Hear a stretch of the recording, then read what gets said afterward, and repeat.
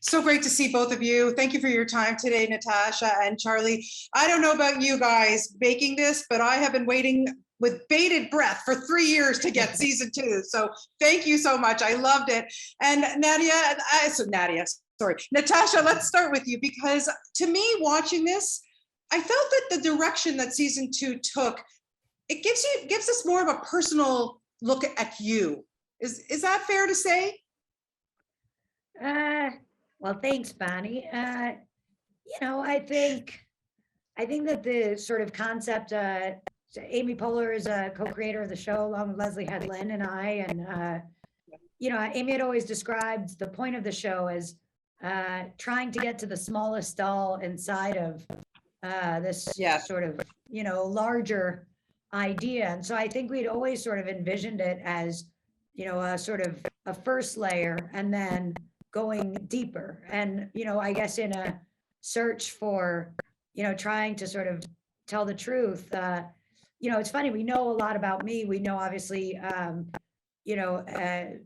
there's also quite a lot going on, I think, with Charlie, who in, my real life, like we're pretty close. So there's a lot of sort of drawing on everyone that's happening. And I think we're just, I think we're all sort of personal artists trying to just use personal specifics to tell a more universal experience, because it colors things in with so much specificity, if that makes sense. You're always going to be bringing a part of yourself to it. And that's, I just in every kind of performance, but I think there's something special that Natasha has a good blend of building in your own personal experience into the character and still making it fresh or new or interesting. And as a participant and playing her story, but yeah. And I do love the idea that people are going to begin to think I'm a time traveler. So I will say that it's funny when the show couldn't really, it couldn't be sort of more high concept or sci-fi really. But I do think it's fun that, everyone always thinks it's a work of nonfiction. If only is what I would say to that. Yeah. If only is true. That is right.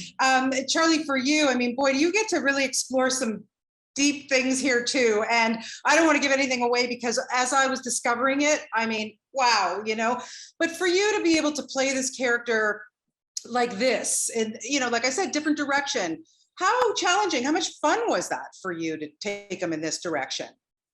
Well, I think the beauty of the universe is the rug always gets pulled out from under you. You know what I mean? So even when we're in these places of bliss, even in life and in our normal lives, not in the cinematic world, but we get to enter in a place where both Alan and Nadia are Nadia maybe is a little more uncomfortable in living in these kinds of bliss, but Alan doesn't want to ask any questions. Happy to have made it through and to be on the other side.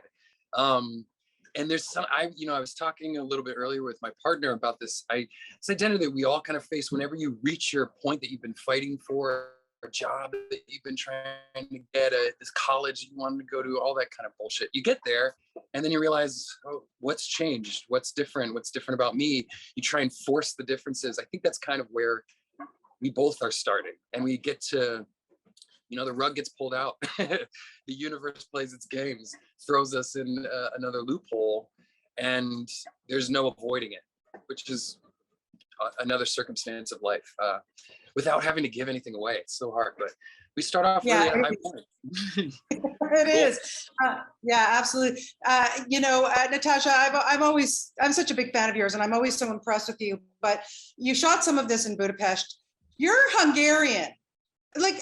Hello, did you know that from growing up, or come on, my friend, that was amazing.